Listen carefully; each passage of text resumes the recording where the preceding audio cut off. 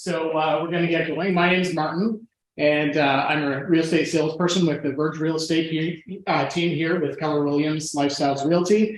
And this is part of what's going to become an ongoing series of educational sessions in which we're trying to promote knowledge in real estate and investing. This is going to be part of our Smart Investor series. So moving forward, we're hoping to do this perhaps quarterly.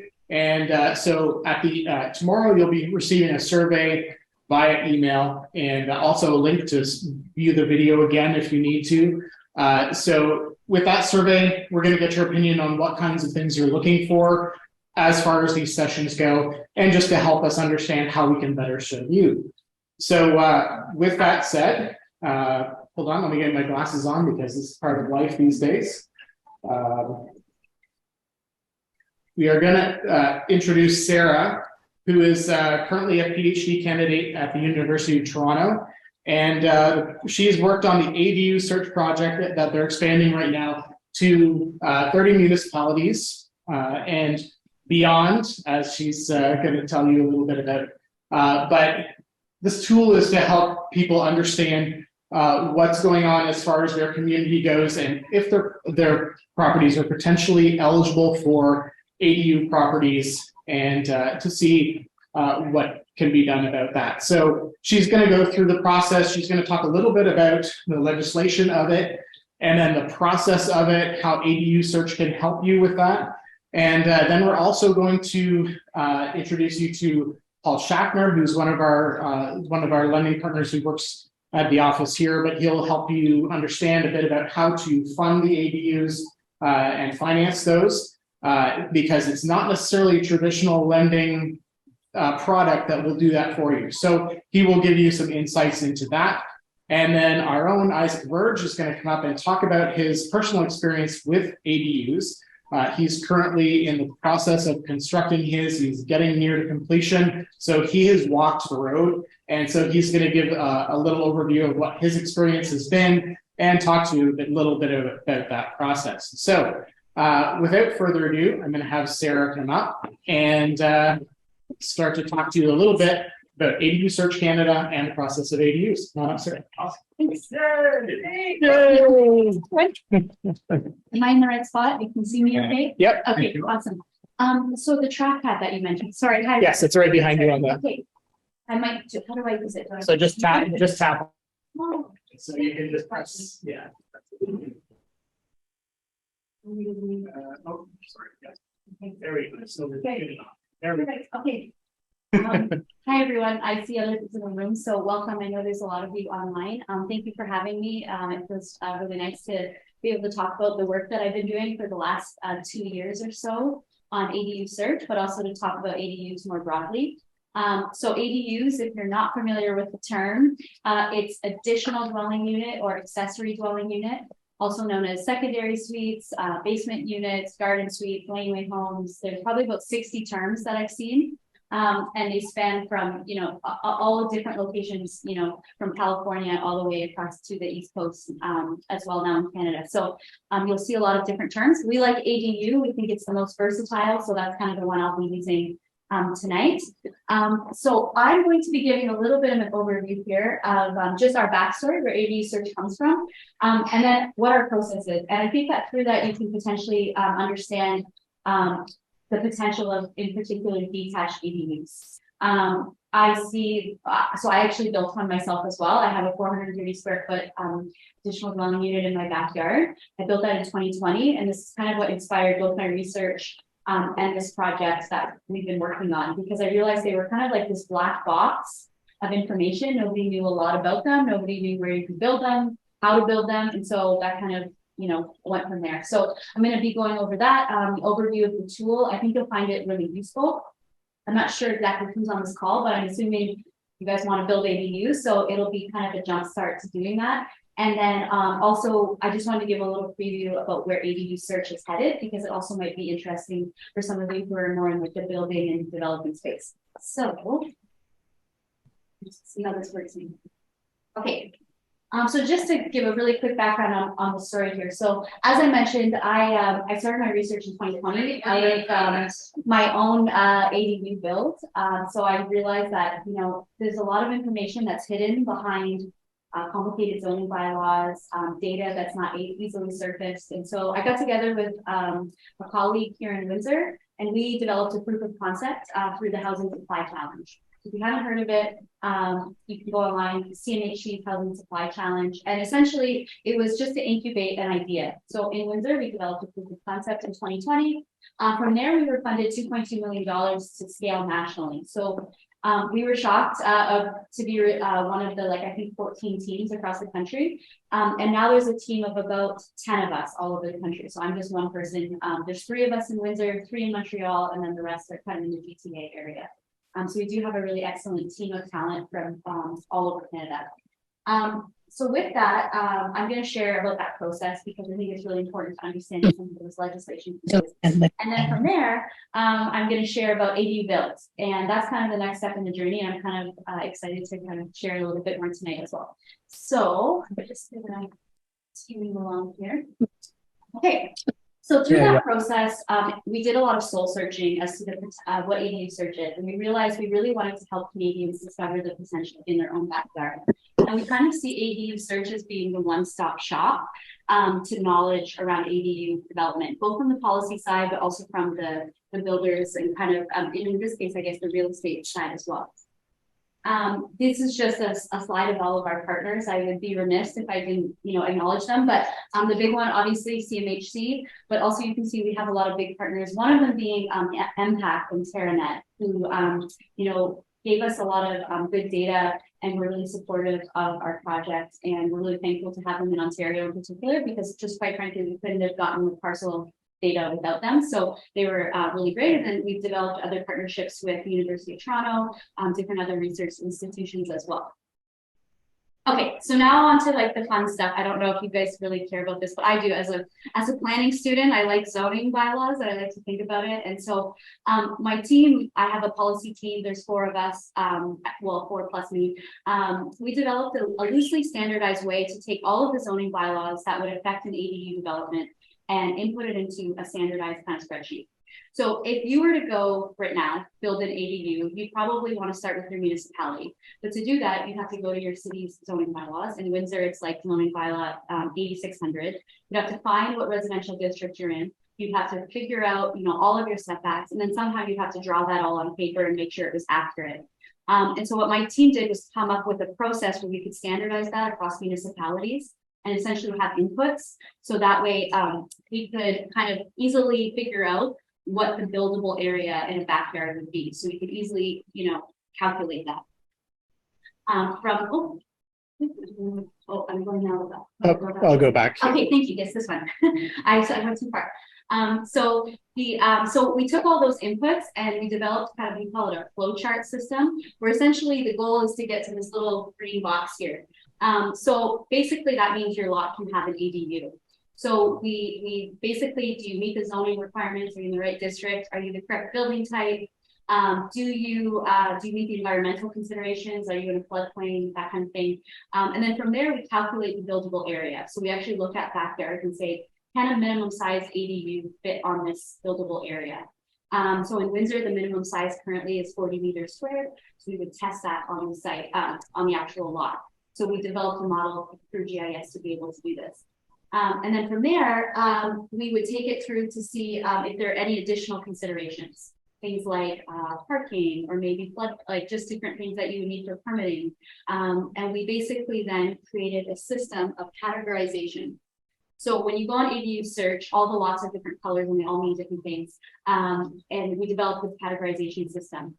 So red meaning not suitable, so it doesn't meet the basic kind of requirements. Yellow meaning suitable for internal or attached. And this one I think is important because while our tool tests for the detached ADUs, it doesn't really accurately, it's not very accurate in terms of it being able to test for internal. You know, we can't use our tool to be able to see if your ceiling has the correct building height or like the ceiling height in your basement. We can't see if you have the correct number of exits in your basement unit. And so we flag it as yellow just to say it's potentially suitable for an internal unit.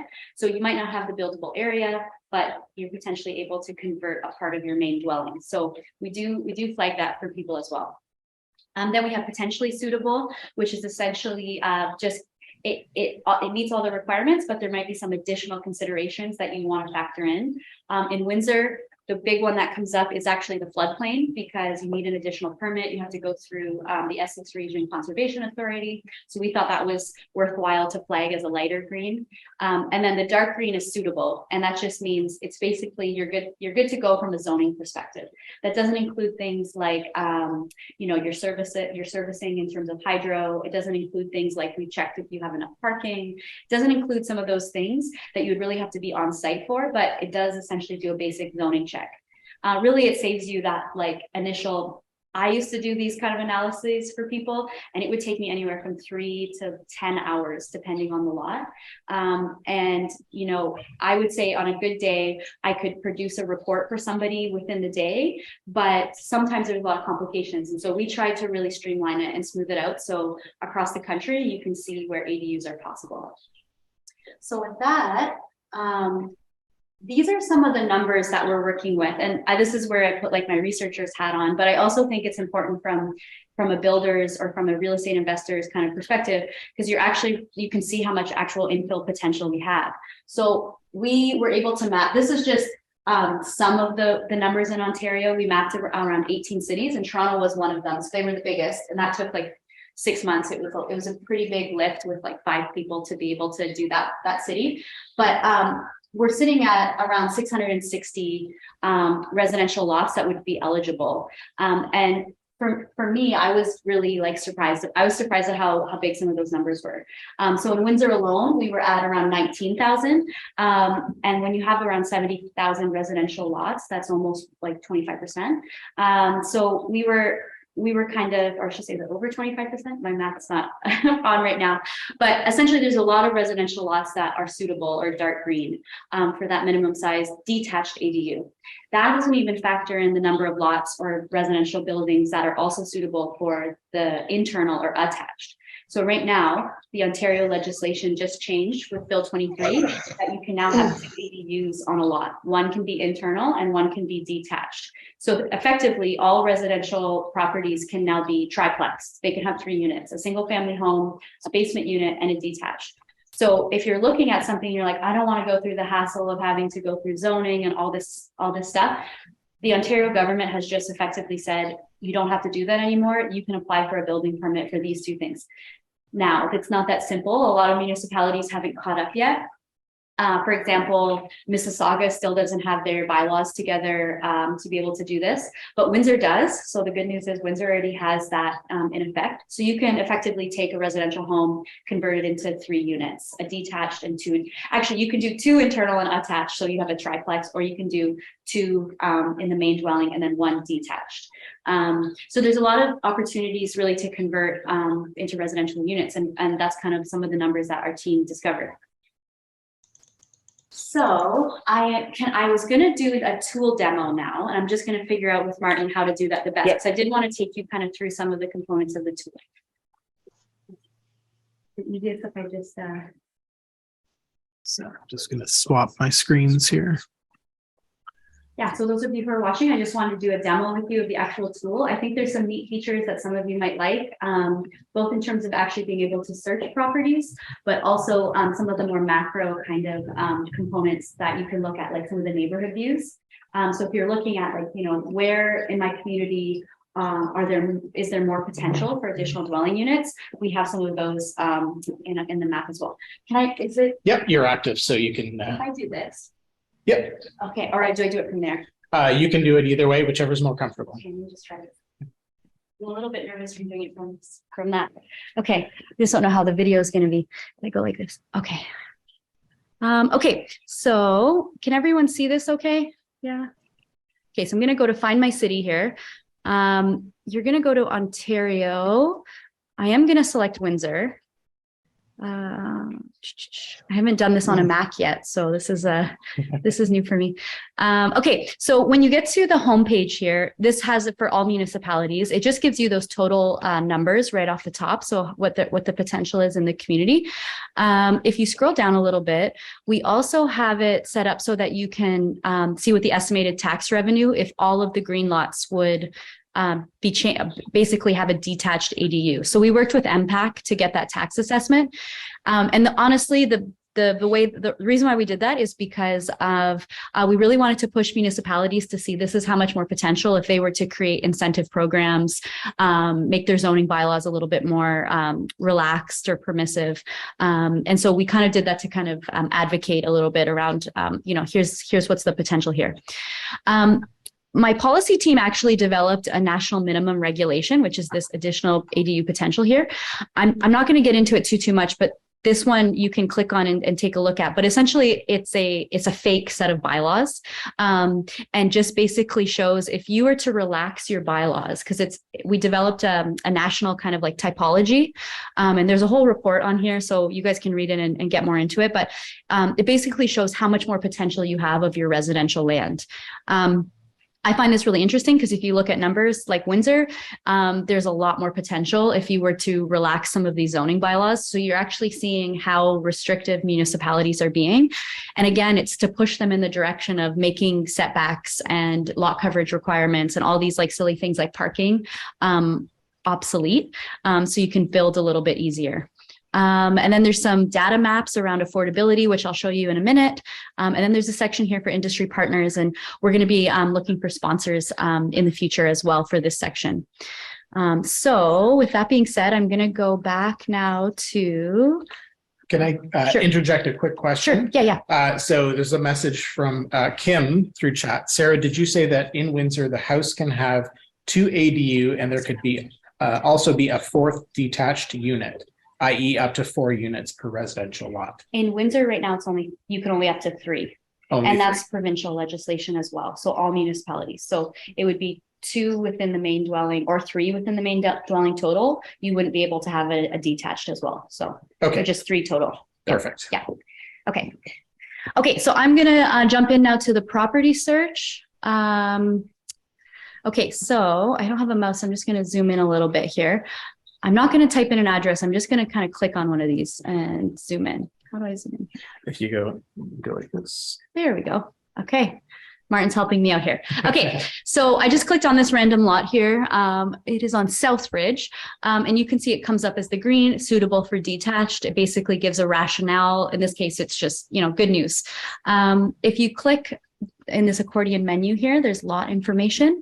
It basically tells you all of the areas that you need. So the total lot area, the main dwelling, if there's an existing secondary building, and then also the minimum ADU size that's allowable, and then the maximum ADU size. So if you're, and I've actually discovered it's really useful for real estate agents because a lot of people want to know just really quickly, is a detached ADU possible? And that's kind of what this tool is designed for. For the average homeowner, property owner, anyone who just wants to do a check to see if is my lot suitable? Do I have the minimum required space? And flag any kind of additional considerations. So parking is something that we couldn't account for accurately. So what we decided to do is make it a user-generated input. And basically it says, do you have the parking? Do you know if you have this parking? So if we know that this lot requires an additional parking space, do you have, let's say, that additional parking space? If it's a no, it just flags that you might want to think about this because that would require some additional considerations or contact with your municipality. From there, we also have all of these comments that are things that, again, we couldn't account for. For example, height requirements or height restrictions, right-of-ways, if you need an access to like the public right-of-way. And then also a little note here around Bill 23 that just came out. And then next steps around where you can go next, which is the municipality. So from there, I'm going to go back to ADU search here. And I did just want to I'm going to go to Ontario. I'll go back to Windsor here. And I'm going to go quickly to neighborhood search.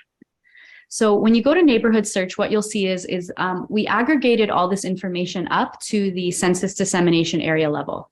So what that means is there's like these, like Canada has basically subdivided all of their cities to a roughly 400 to 700 population. So it's about the size of like a neighborhood.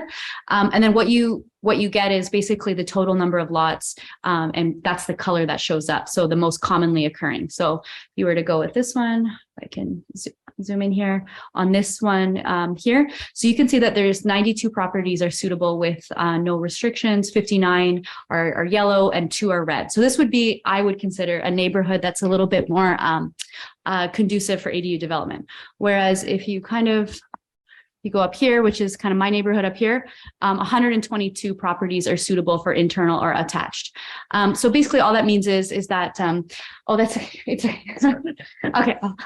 Martin just gave me his chair, so I don't have to be kneeling. So just 1 second, everyone. Hopefully, can you guys see me? You can see my head a little bit here. I'll go like that. Okay. So essentially here, these neighborhoods, so they just give you that kind of sense of where ADUs are more possible. You can see there's one light green over here, and because this I think on the east end, so you can see that 7 are suitable with conditions. That's probably because there's a lot of a little bit more with floodplain restrictions in this area. Again, it goes through some of the residential information in terms of average residential lot size. I actually find this really interesting because if you go to this one here, this DA here, and you go to residential area information, you can see the size of the lots, which is like 7,500 square feet, and the average possible ADU footprint. So you can see there's actually quite, that's actually means the buildable area. So you can see that the buildable area is a little bit larger in those areas. So if you're thinking about more of, I don't know, if you're in the real estate business or if you're thinking more in terms of a builder or developer, you can target areas that have more actual space to build ADUs. Yeah, so that's that. I'm going to just actually go back to the Find My City page. Oh, I meant to go back to Windsor here. So we'll go back to Windsor one more time. And I did want to show the affordability pages, mostly because this was another kind of research component here that we wanted to highlight. And essentially, when you go to homeowner affordability, it's another map that's similar. And you'd probably look at this and think, okay, is most of Windsor unaffordable? And so I'll kind of walk you through how we got to these calculations because it helps to kind of understand. So if I'll go to this neighborhood up here. How do I zoom in? There we go. Okay.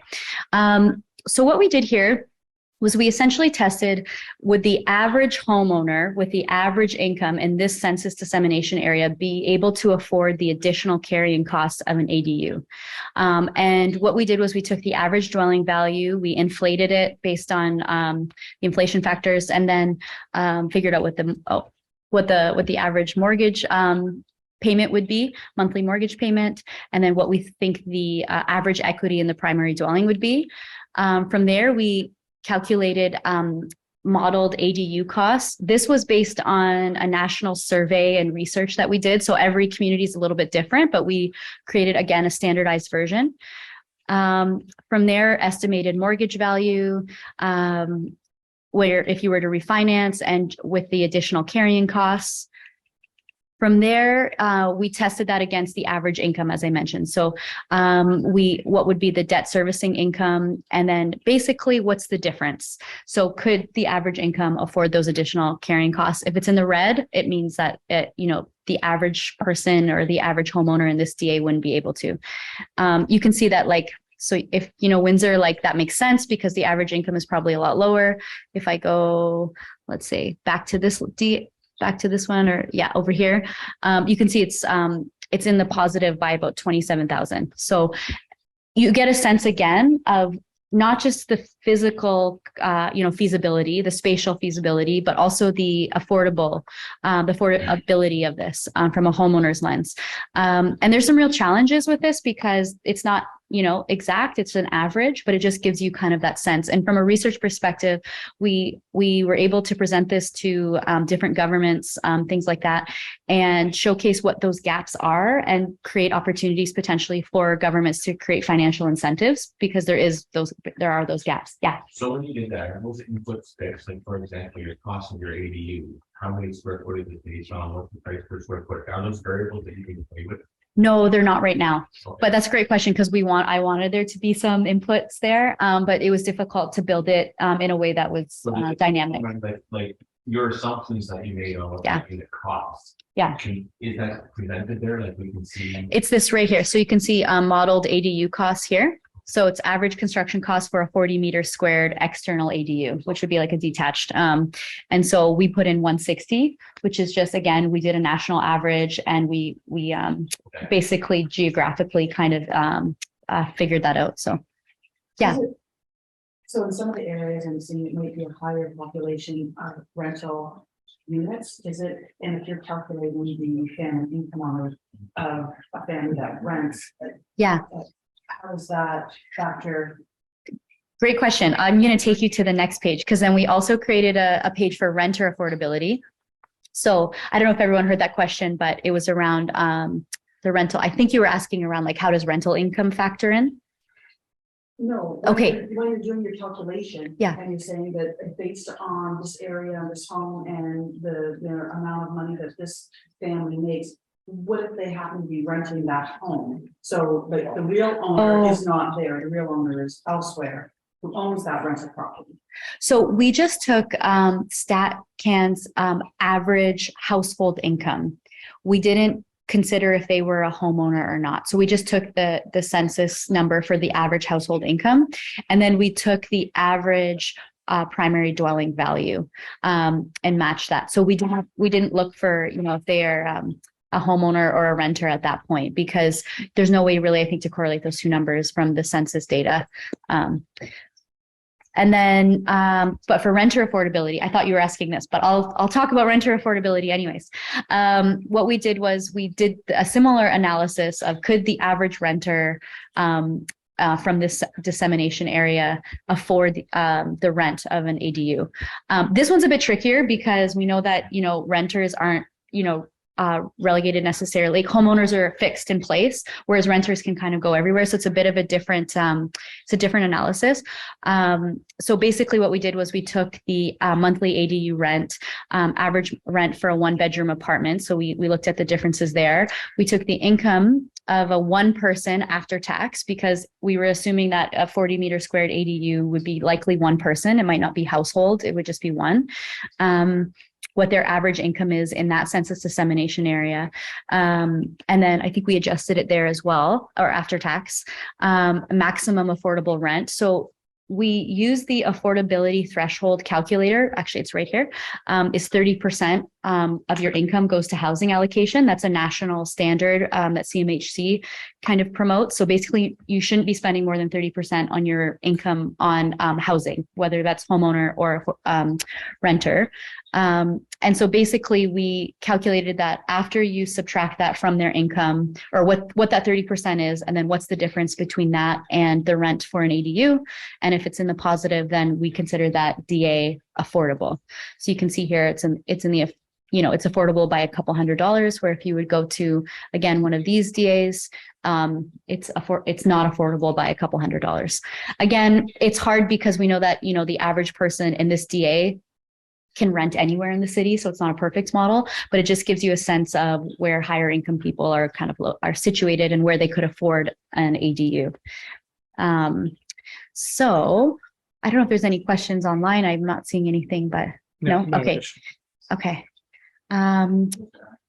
Yeah, go ahead. So the tool works for the cities that are with the drop venue, but for places that aren't listed, is that in the future, or does it not work at all? Yeah, so I can jump back into my presentation, but the plan is right now to expand to as many cities as possible. So our funding is coming up at the end of March. Actually, you know what? I might jump back to my PowerPoint if that's okay.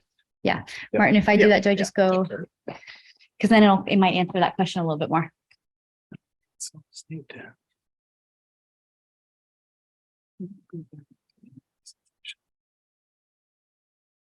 There we go. Okay, perfect. Okay, so everyone can see that again. Okay, perfect. So I'm just gonna go to the, oh, am I still, if I were to go like this? Okay, tool demo. Okay, so I'll stand up again. Oh, I was gonna stand up again. Yeah, that's fine.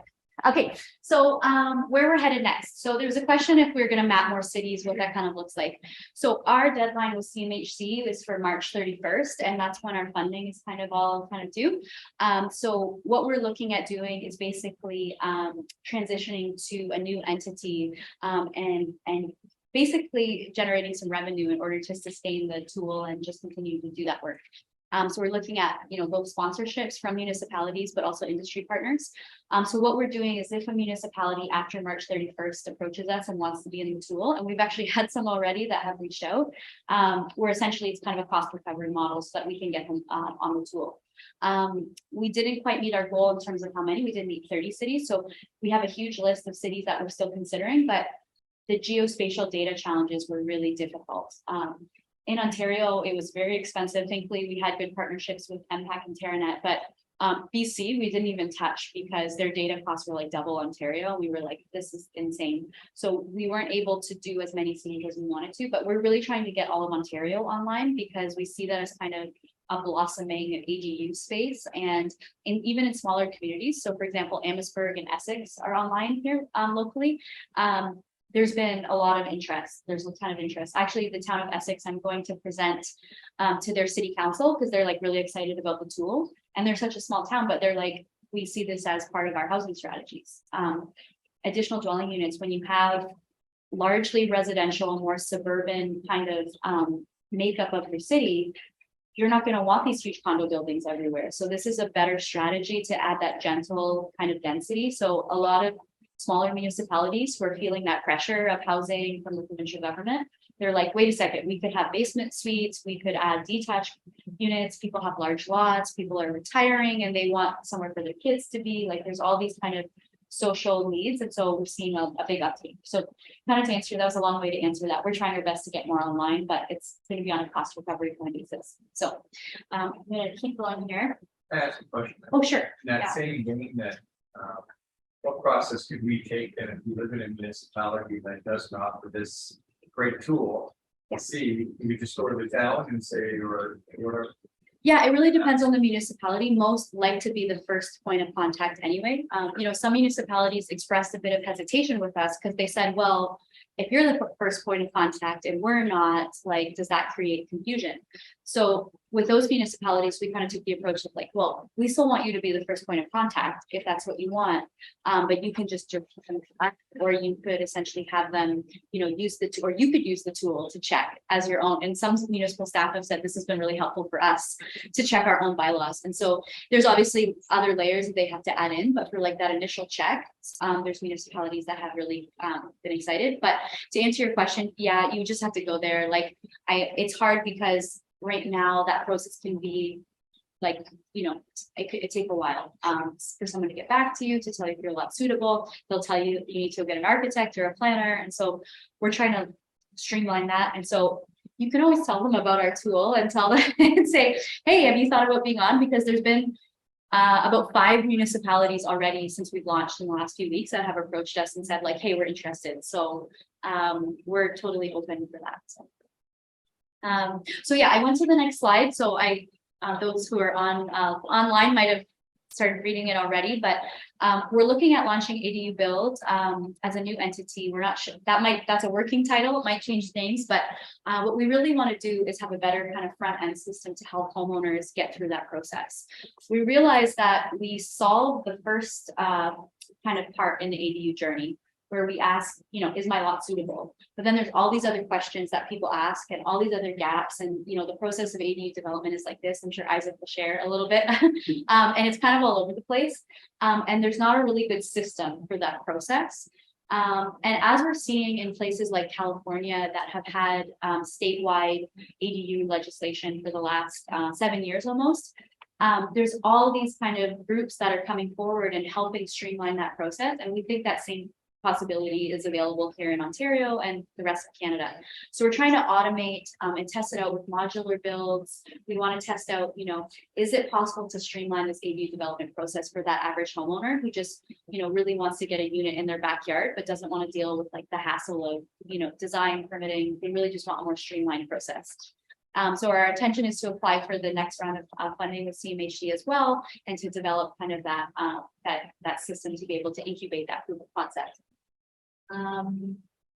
So with that, I'm kind of, this is my last slide. So next steps, if you're interested, there's sponsorships opportunities for ADU search. We have that on the municipal homepage, but also in that little sidebar, we're going to have spots for logos that are click through. So if you're an ADU builder, or if you're even an architect, you're a real estate agent, whatever, you can have your logo there, and then they essentially can click directly to your website. What we really want to do is create an ecosystem of people who are supportive of ADU. It could even be financial institutions as well, because there's a lot of stakeholders from start to finish. And so we really want to make those connections and help that homeowner get through the process. There's another webinar tomorrow at noon. This one is focused on the GTHA. So it has a bit of a different focus. It's a panel discussion with people in like the Hamilton, Brantford, Toronto region. So it's a bit different, but if you're interested, that'll be tomorrow at noon. And then we have lots of our social media handles that you can follow for updates. We're going to be releasing a few more things in Quebec, our data portal, that kind of thing. So that's kind of the story of ADU search. But I'm happy to take questions about ADUs, zoning bylaws, the process. And I know that there's a few other speakers too. So. It says, I have a question from Brian. It says, it mentioned that average cost to build a smaller ADU is $160,000. Approximately how much would that change if it were a conversion of a large garage? So I'm not a builder or a developer, so full caveat there. It's really going to depend on what your foundation is, if it's, if it meets the requirements for the footings, how much, if you meet all the qualifications. Generally, conversions are not as expensive as detached, because you're already working with like the shell, so to speak. However, with that being said, I know there's a lot of considerations around like, do you have the proper, framing, so you can have insulation, the foundation, do you have the proper footings, all those types of things. So sometimes, even though you have that shell, you have to redo it all anyway. I know somebody who's trying to convert his garage right now, who called me the other day, and is having a frustrating time because he has to insulate the foundation, and that requires basically breaking up the foundation and pouring it again. And he's trying to figure out, is there a way to insulate the foundation without that? And so there are certain considerations like that where I wouldn't be able to say, because I'm not an architect, I'm not an engineer in that way, but generally speaking, they're probably a bit cheaper. Your major costs are going to be with a garage conversion, if it's detached, is figuring out the plumbing. Detached or attached, really, it's going to be figuring out the plumbing, how much you have to dig in your backyard to attach to the main dwelling unit, and it's going to be your foundation and making sure it's up to code. So those would be the two biggest things. That's very along the lines of my question. Sure, go ahead. For services, do you have to tie into the services on the existing house, or the municipality is going to give you, say, two separate hydro? Yeah, that's a great question. You are supposed to. So, but I've seen it in other municipalities where they don't. So the question was around services and if you have to tie into the main dwelling. What's really important about additional dwelling units or accessory dwelling units is that they're inherently tied to the main structure in terms of like, you can't sever and sell them.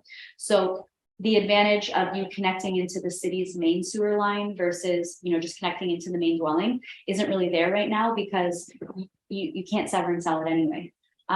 It's generally easier to just connect to that, because, for example, if you think about digging along the whole side of your house all the way to the main sewer line, like that's going to be a prohibitive cost, because you probably can't get equipment in there. It's going to be way too expensive. So you're better off just tying into the main plumbing of the main dwelling. With that said, I've seen it in Hamilton, I think, or I've seen it in other places where they didn't do that. They actually tied into the main. They basically were going to pour a driveway, and they were digging up anyway, and they just decided to do that. So I don't think it's required, but I do think it's like more so encourage it's the better option. So yeah, I guess I'm thinking in terms of not interrupting existing tenants. right? And you don't have to disconnect their power to add a separate meter. You don't have to do all these things if you're allowed to do what you say and dig a separate trench beside them. You know, so you don't have to get them involved. Yeah.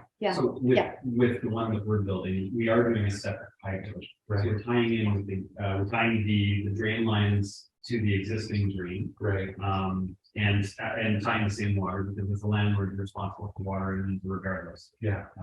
But it is going to be separate hydro for the detached suite. Yeah, So there'll be other separate media. Yeah, exactly. It'll be a new service. Yeah, completely independent for electric, but the sewer is tied in and the water's Right. For those of you who didn't hear that, it's a separate electric, is what Isaac's doing, and I did the same with mine actually as well. And in most municipalities, in Windsor, I know for sure you have to do an address creation, so that's pretty standard.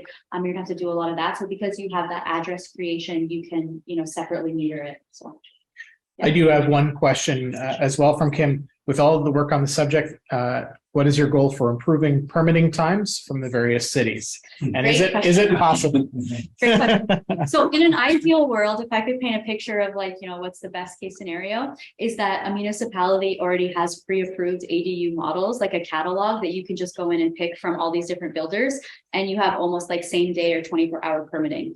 I think that what you really need is a system that essentially supports that process, because if you can reduce it from, let's say, in Isaac's case, like 6 to 8 months, somewhere in there, to 2 days, that would massively increase your uptake, because then all you need to do is put that design, make sure it fits on your site plan, and then you give it over to the building officials who will just make sure you meet the inspection to the code.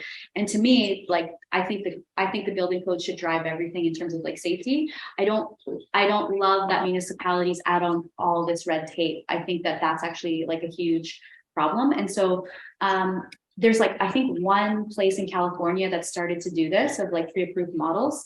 And so if there's any municipalities listening, I always give this pitch, I'm really, I think we're at a point in Ontario where we're starting to see modular builders. We're starting to see even conventional builders. You could have a model that's a conventional build that could be pre-approved. So we're starting to see it a little bit. And so I think that we could get there in a few years if there's a few municipalities who take it on. So that would be my pie in the sky version of ADUs. Yeah. All right. Very good. So I don't see any further questions online. Is there? Yes. So if there's only on-street parking, they're over-street parking, but right now there's not enough parking for the cars that are there. Right. So who decide Yeah, parking is a great question, because I fought really hard to try to figure out how we can include parking in this tool, because it tends to actually be the thing that could kill a development more than anything else, because parking requirements.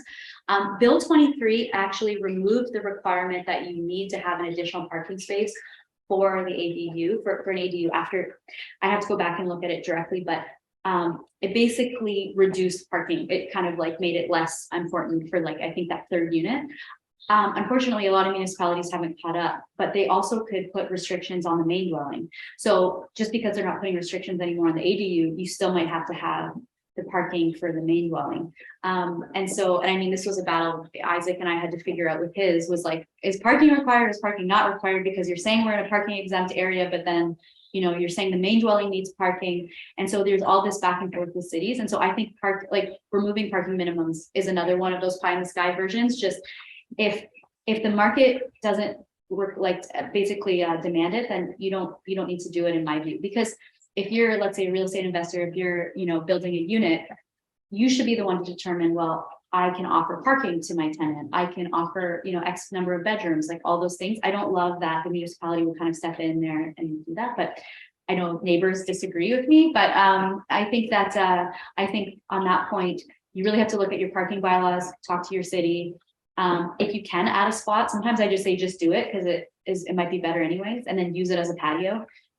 So it's one of those things where you have to kind of look at all your municipal bylaws together and see if there's that parking requirement. So I just have one other question that's come in. Can you speak on 2-story detached ADUs? I'm curious what they're asking. Are they possible? Is that yeah? Yeah. Is it based on zoning? Is it? You can do 2-story, but the main restriction in Windsor is the height restriction. So basically you can't have an ADU that is taller than your main dwelling. And they calculate the heights of those dwellings differently. So the main dwelling, it is, the way that they calculate height is peak to the lowest point of the peak. I'm trying to remember, I'm not an architect, so everyone can forgive me right now. And they calculate it from the midpoint to grade. So it's not the highest point, it's the midpoint of the roof line, essentially. That is considered the height of the building. ADUs are measured grade to peak, not the midpoint. So they don't compare midpoint to midpoint. They compare midpoint to the highest point, which essentially means all ADUs will only be as tall as the midpoint of your roof line. So if you have a really steep roof line, your midpoint is going to be, you know, there's ways that like they calculate it, which I'm not even clear about. And so this is where architects are needed to determine the height components. So I've seen two-story ADUs. I know someone who lives in one actually. And there's a garage on the bottom. They use the garage for like a park, their car, and also like a little storage area. It's great. I know two people who live in them, so they can be done. It's just going to mean like you have to be in compliance with that height restriction, which can be hard in Windsor when there's a lot of bungalows. So yeah. All right. Well, that's no more questions online, and any other questions here? Single family dwellings, so things like triplexes, fourplexes, are they still allowed? Depends on the municipality. So the question was, can you build an ADU with like a duplex, triplex, etc.? So that's what we call the building type, and the building type is what you can find from the MPAC lot codes or like your assessment. So I always tell people like, for example, I had a friend just recently say, hey, my lot is coming up as red and I have like a single family home. And I looked at it and the rationale was it doesn't meet building type. That was the rationale. Like you must not have a single family home. So sure enough, they went back and it was a duplex. And they were like, oh yeah, there used to be a separate entrance and it used to be blocked off here, like, you know, whatever. And I'm like, well, so you have effectively a duplex. And so to answer your question, no, in Windsor right now, you can't build an ADU with a duplex, which makes no sense because you can have 3 units with a single family home, but you can't add that third unit with a duplex. I think they're going to change this. If there's any City of Windsor people listening, I hope that they change this. Toronto just moved to basically saying building type doesn't matter. Like, so they basically were like any of the building types in these residential codes, essentially from MPAC, you can build an ADU. So it can be like, it could be a triplex with a detached ADU. It could be even like a sixplex with a detached ADU. They really went the other direction in terms of just eliminating the building type requirement. Personally, I think that's smart. I think it's a better way to do it. Edmonton's going in that direction. So no, you can't in Windsor. You can only do a single family, semis, townhouse, row house, though you can. And I would always say check your assessment, your impact assessment. So yeah. All right. Very good. Okay. Am I? Yeah. Okay. Very good. Thank you. All right. Thanks. So next up, we're just going to get Paul Schaffner from LendCity, who's going to talk to you about the financing side of it. And so, Paul, Thank you. Floor is yours. Appreciate it. Thank you. Looking at it work. Awesome. Hi, everybody online as well. Nice to see you and meet you virtually. I'm Paul Schaffner. I work with LendCity Mortgages. I work out of Keller Williams' office here. They're very kind to allow me to take up some space through the week. And thank you to Martin for inviting me to speak a little bit about financing ADUs. Did a lot of research over the last little bit with ADUs, as it's something that's becoming very high demand, especially in Windsor. And there are limited options right now, products and programs with the lenders that we work with. And we work with over 50 of them regularly. However, that is changing very rapidly because they're seeing the lenders that demand in ADUs and starting to build those programs and products now. However, I will talk to you today a little bit about a couple of the major lenders that do fund ADUs, detached, especially I'll focus on. Obviously, if you have an attached ADU, something like an in-law suite in the basement, most lenders, if not all, will fund those because it's part of the primary residence. And they will use that as part of their funding for your income when trying to determine your ratios, debt ratios, and determining what you qualify for if you want to refinance or if you want to purchase something. So I'm going to talk a little bit about, we did ours as, there we go. So two major lenders that can finance ADUs, and they have products within that they allow you to use to try and get approval for. So I'm just gonna quickly touch on them. Their products are such that you can do with lender A, we'll call major lender. They will do it in a couple of different ways. They can do a conventional refinance. So they'll actually appraise the property. And if the loan to value of that property is such that they can give you enough money to finance the ADU, they will do it that way. Second lender is very similar as well. They do a kind of a construction mortgage with you. But here's the situation with the two major lenders. If you have the primary residence, your mortgage must be in first position with those particular lenders to be able to do the ADU funding or financing. So you must make sure that, or understand that if you're currently in the position with a different lender and you want to try to build an ADU, you don't have the funds to do it, you may have to switch potentially your mortgage or transfer it to one of these two major lenders. And then from there, refinance and be able to build the ADU detached is the one that we're focusing on. So that is one thing just to think about. A couple other things from these. There's another way that you can get funding from these major lenders. One is through, they call it the builder's mortgage. It's essentially the client must submit plans.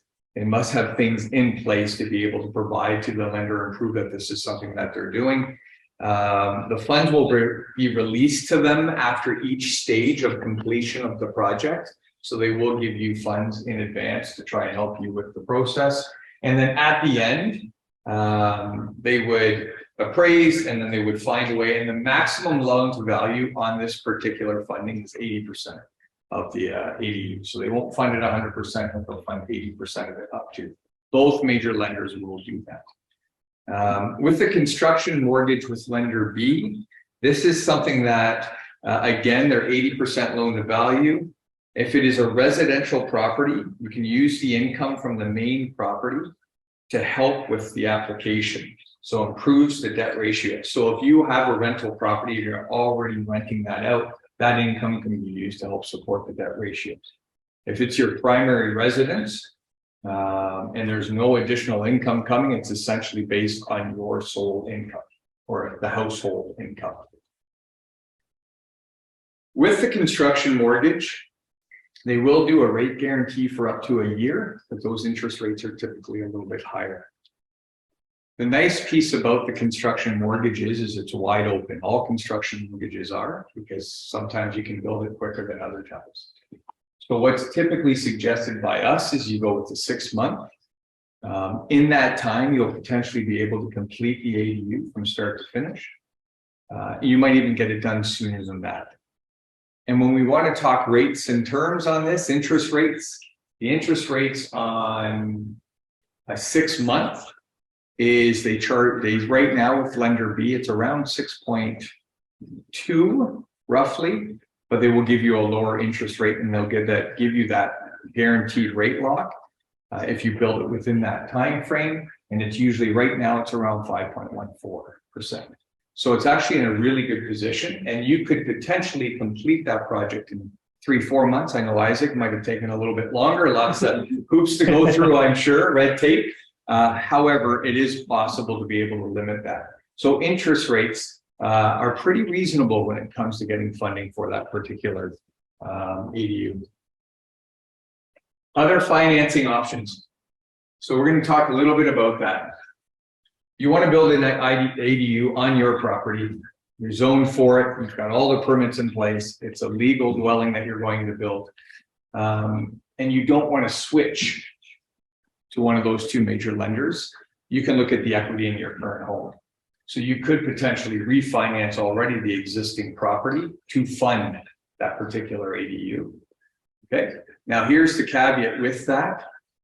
Knowing that you're building an ADU, unfortunately, most lenders, if not all, will not use the ADU income that's potential to help with your debt ratio. So it's solely, again, based on your equity in your primary residence and your current income. If you have enough, then by means, refinance the house and go build the ADU. And then after that, obviously the income will qualify if you want to go further and do an attached ADU down the road, build something else on term. We can go up to 3 now, which is great in the city of Windsor. So that's something just to be considering, is refinancing the current mortgage. Another option is private loans. Going private allows you to take those funds. You don't have to switch lenders. Again, it can be an open loan where you take care of it in a short period of time. Interest rates are typically a little bit higher, but on average, they're about right now 1% a month. So if you can complete an ADU in 3-4 months, you're looking at 4% over that time to be able to complete it. Once it's done, we refinance and then we put you back where you're paying off that private loan and then you're able to refinance. So there is an option to go private and help. And we have lenders that will help you with that process. So another is obviously if you have a home equity line of credit or utilizing other forms of equity, gifting it. Somebody might provide you within the family the money to be able to do it, to help support the building of this. So there are other options that you can use other than going to the 2 major lenders, which is typically where we would be able to help support that because we work with some of those lenders who will help you with that. So with that said, somebody talked modular ADUs. We actually are working with a client right now who has a vacant land and they want to build an ADU on that vacant land. And right now, there are no prime or alternative lenders who will fund a modular ADU on vacant land. So we do have private construction loans that we are accessible to or able to access to help support that particular piece. So if that's ever an option for anybody online or have clients who have some vacant property, want to put one up, we are able to access lenders who will provide you the funding to put a modular ADU on that property. Because no A or B lenders at this present time are offering that kind of product or program.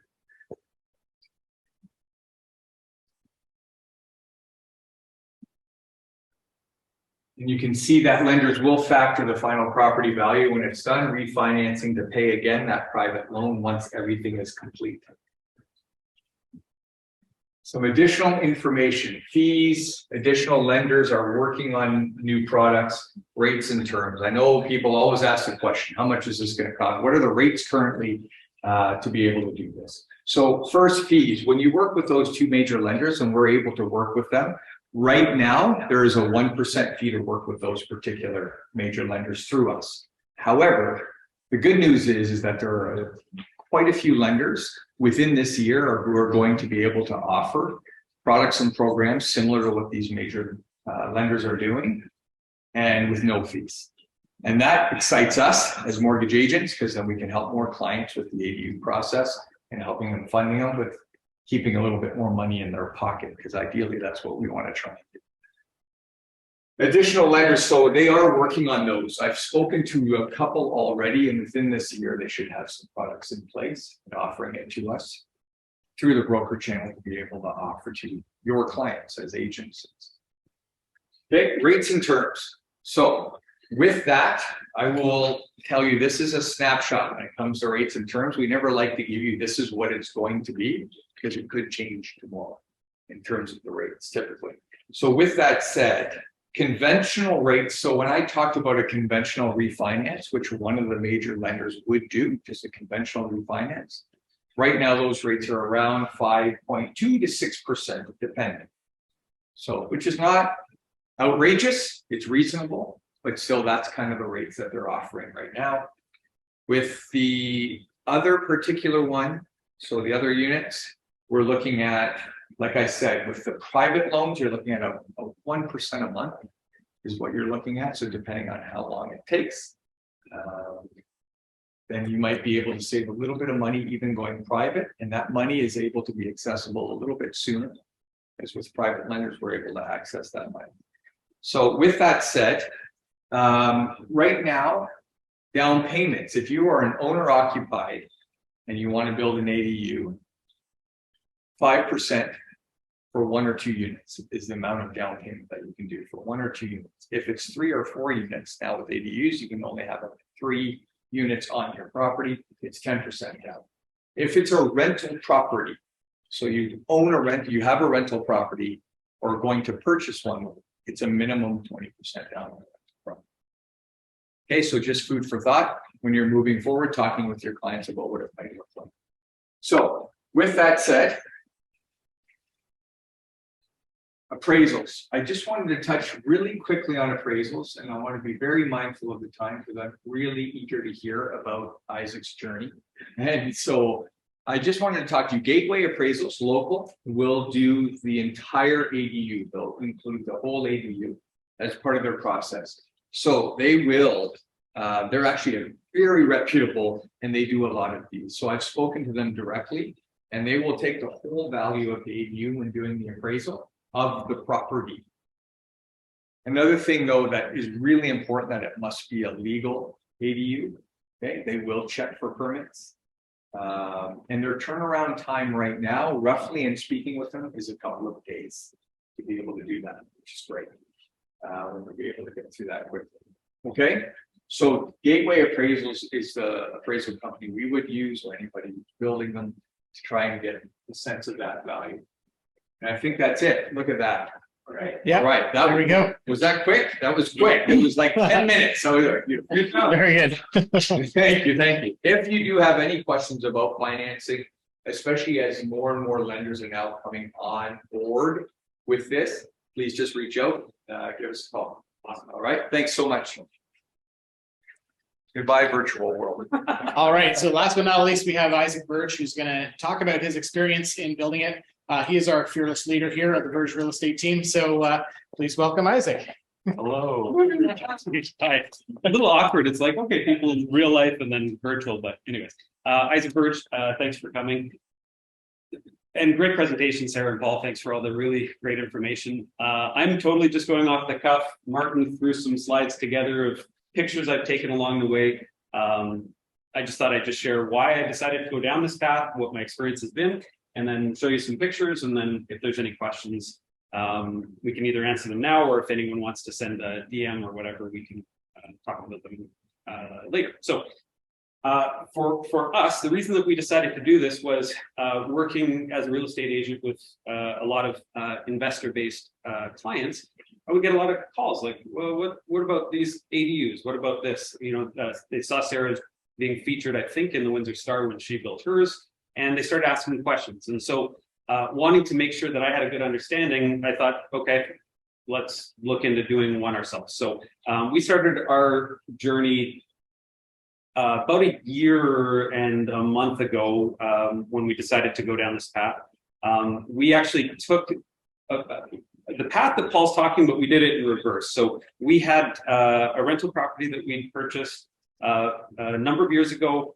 We did a full renovation on it, and then we did our appraisal to see what sort of equity was available. And then when we found out what we had available, we decided, my wife and I decided that we were going to invest it this way by adding more rental stock to the overall market, and then be able to speak to it with some experience. So I've just kind of thrown up some slides here. Like, this is screenshot, super excited when we got our permit approved and finally paid in November.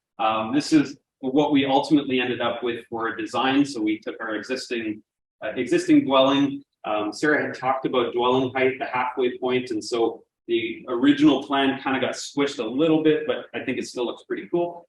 And it's going to be a nice, beautiful modern 1-bedroom home that fits perfectly in the backyard. And then we're going to do sort of a cool, like, shared patio area, just to create a really cool space for people to hang out. So those are just some more screenshots.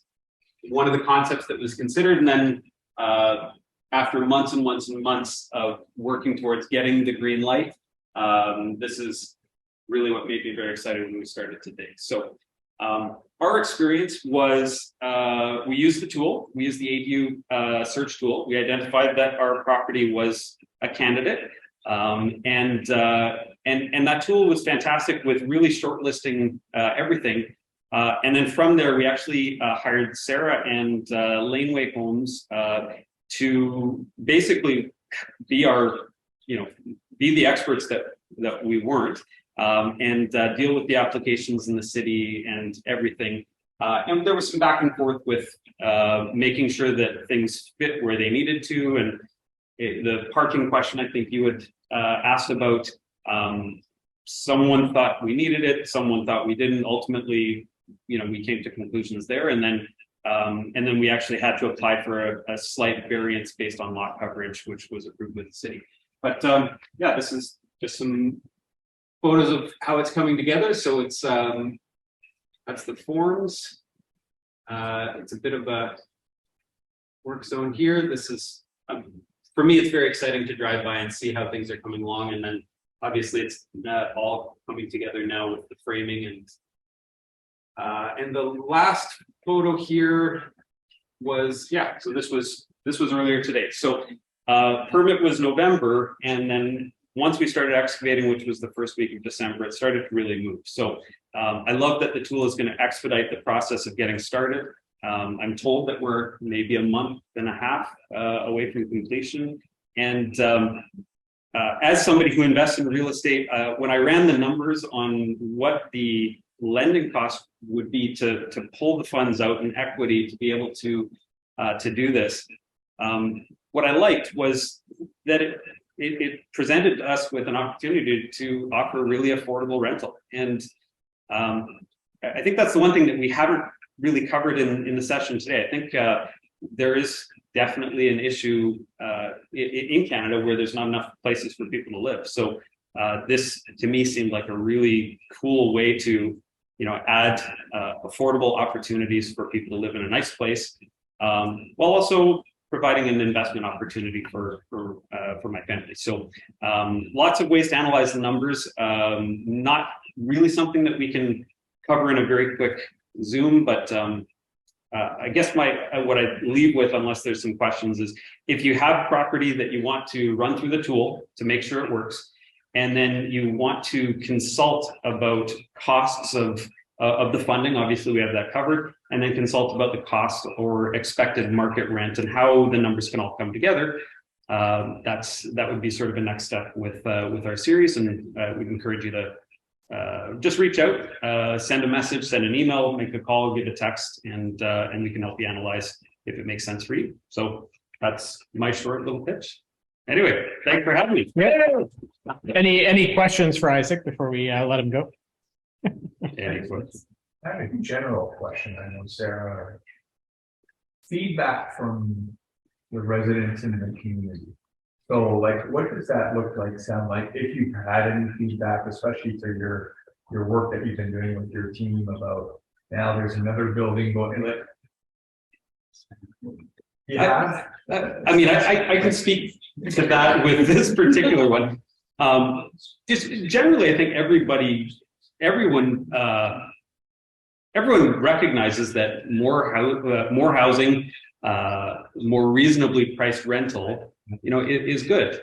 But sometimes it's not good if it's like over here, like right behind my house, unfortunately. And so my experience with this was that there was somebody who felt that it wasn't in line with what they wanted, and they had their opportunity to sort of present their objection to it when I think it was the plans were circulated, permits were circulated to the neighborhood, and we presented why we thought that this was, in the grand scheme of things for Windsor and for the community, beneficial, and council decided on it. But I think maybe the rules have changed since, because I think it was maybe the day before my permit was issued was when Bill C-20, when it was passed.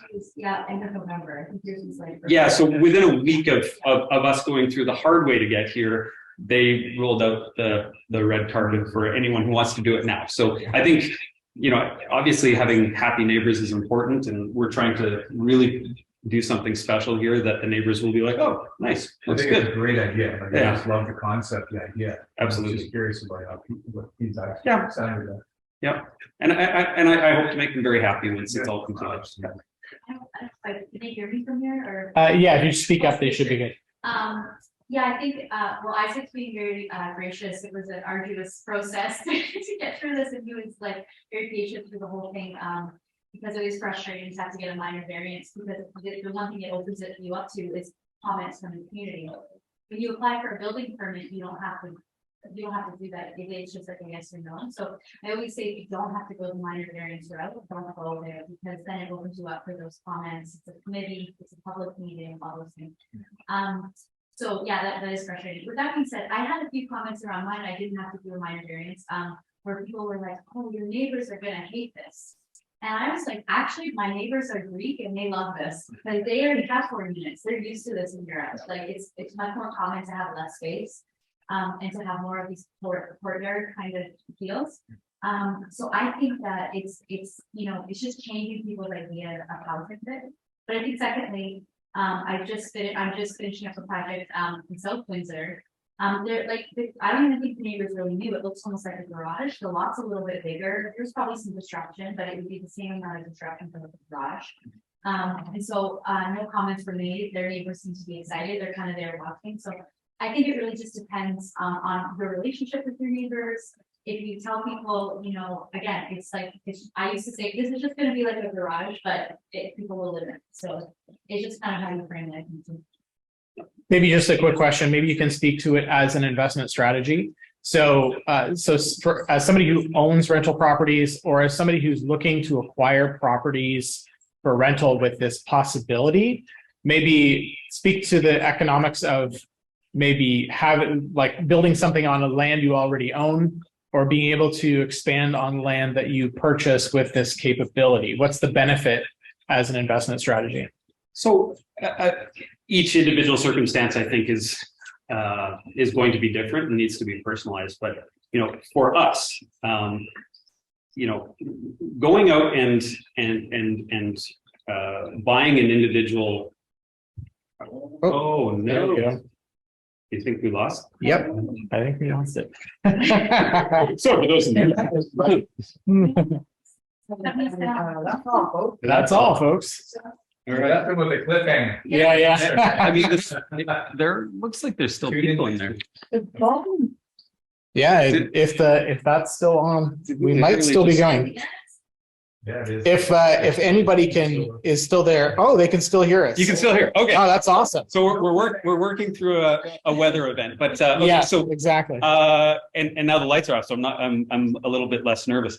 So for us, the idea of doing this on a property we already had, a property that we're already good stewards of, we've taken care of, as opposed to going out and finding another piece of land to purchase and do something like this, it just made better economic sense. There was some numbers that showed up on Sarah's tool that kind of gave an average, and if you just do your math based on those types of numbers and compare it to market rent and lending cost, it makes sense. So if you have something existing, it'd be a matter of assessing and making sure the numbers work. If you've owned it for some time, there could be some great equity that you could use and put to work by doing a development like this. But if you're out looking for a property that you can do this with, it's a matter of finding one where the economics make good sense as is, and then this can be a value add opportunity. And it would be a two-step process, but definitely something that we can talk about, for each individual situation. Very good. Yeah. All right. Thank you very much. Appreciate that. All right. Any other questions at all? I don't see any coming in online. We'll give them a second or two if they want to type anything in chat. So when searching for a new property, it's important to know that whether or not maybe you could be built on that. That's kind of a part of the research process. I think it's an important consideration. Yeah. And even if it's not something that you want to do now, right. Thinking about it from the perspective of, perhaps being in a multi-generational household at some point. Yeah. So you're buying your first home, it's something that makes sense. But at some point, maybe your parents are going to need to move in, or you have kids and having them nearby to help with that. There's lots of reasons to have it as a consideration on any purchase that you make, but it's also a great investment strategy if you're purely doing it to finding an alternative way to invest in real estate. Yeah. So yeah, Excellent. all right. All right. Thanks for Thank having you me. very much. All right. All right. So thank you very much for joining us for our first on our series of Smart Investor. And so look for more of these events in the future. I'm hoping to do one either end of April, beginning of May. So try to do quarterly or even better than that.